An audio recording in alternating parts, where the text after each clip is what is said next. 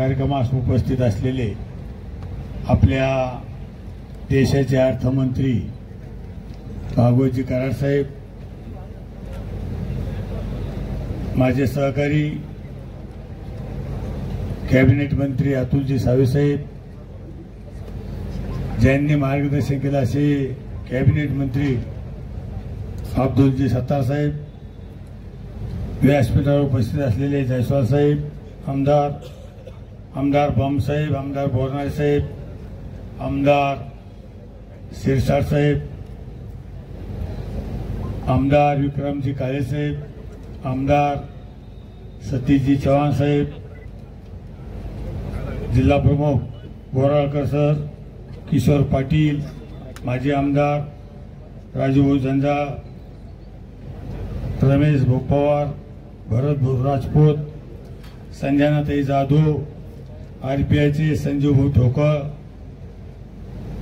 प्रहारचे सुधाकरजी शिंदे, राजपाचे कटारे साहेब, संजयजी खंबायत आणि सकाळी आपले जे ज्येष्ठ मार्गदर्शक बागडे नाना यांना आज रामनवमीचे कार्यक्रम असल्यामुळं ती इथं भेट देऊन गेली. तसेच व्यासपीठावर शिवाजीराव बनकर आणि मनसेचे जे जिल्हाध्यक्ष त्यांचा स्वतः मला फोन आला. त्यांनी सांगितलं की आज रामनवमीमुळं काही कार्यक्रम असल्यामुळं मी येऊ शकत नाही, पण उद्यापासून मी निश्चित प्रत्येक कार्यक्रमात उपस्थित राहील असं त्यांनी सांगितलं. अनिल जे मकरे साहेब, व्यासपीठावरील सर्व पदाधिकारी, महिला आघाडीच्या पदाधिकारी, सर्व पत्रकार, सर्वच उपस्थित, सर्व मान्यवर उपस्थित बंधू आणि भगिनींनो, वेळ कमी आणि आज रामनवमीच्या 12 वाजेच्या आरतीसाठी सगळ्यांना जायचंय.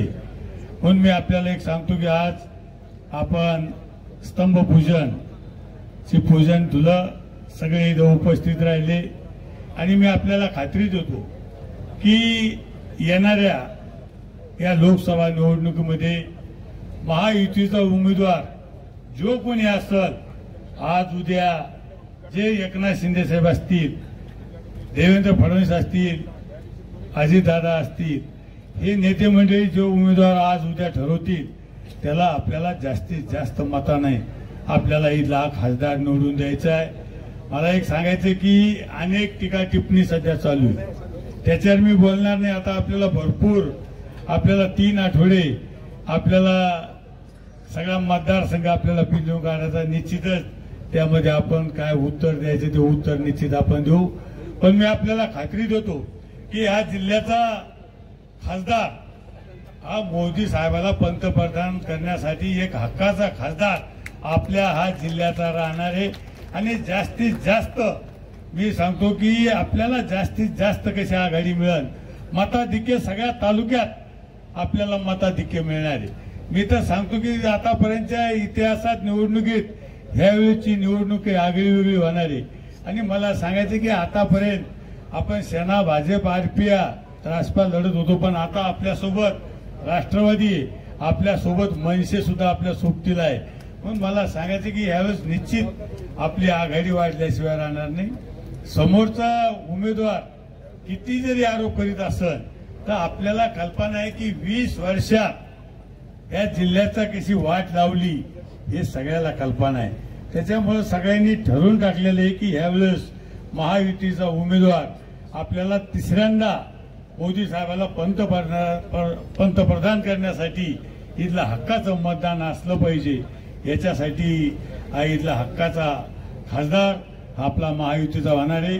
आज आपण मोजकेच आपल्या स्तंभपूजनासाठी बोलवले होते, पण ज्यावेळेस प्रचार कार्यालयाचं उद्घाटन राहील, रॅली राहील, फॉर्म भरायचा दिवस राहील, जो कोणी उमेदवार असेल तो, पण आज हे महायुतीचं म्हणून आपण प्रचार कार्यालय आपण सुरू केलेले आहे.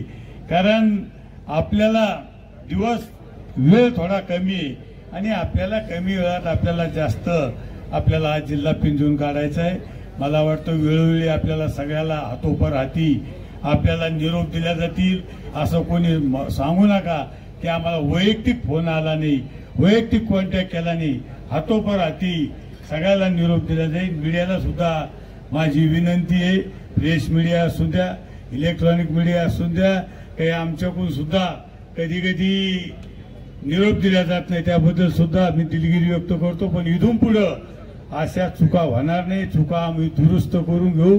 कार्यकर्त्याला सुद्धा सांगतो की आपण सगळ्यांनी निरोप आल्याच्या नंतर आपण स्वतः उभा आहे, मोदी साहेब उभा आहे, उमेदवार कोण आहे, मोदी साहेब आहे. त्याच्यामुळं आपल्याला सगळ्याला मिळून आपल्याला तिसऱ्यांदा मोदी साहेबाला पंतप्रधान करायचं आणि हक्काचं मतदान हे आपलं तिथं असलं पाहिजे. याच्यासाठी मी आपल्याला विनंती करतो. बोलण्यासारखं खूप आहे. आता ज्या वेळेस सभा होतील त्यावेळेस आपण निश्चित यांचा समाचार घेतल्याशिवाय राहणार नाही, कारण त्यांच्या पायाखालची वाळू सरकलेली. पण आज वेळ फार झालाय. भागवत साहेबाला जायचंय, सगळ्यालाच रामनवमीच्या आरतीसाठी जायचंय, वेगवेगळे कार्यक्रम घेतलेले.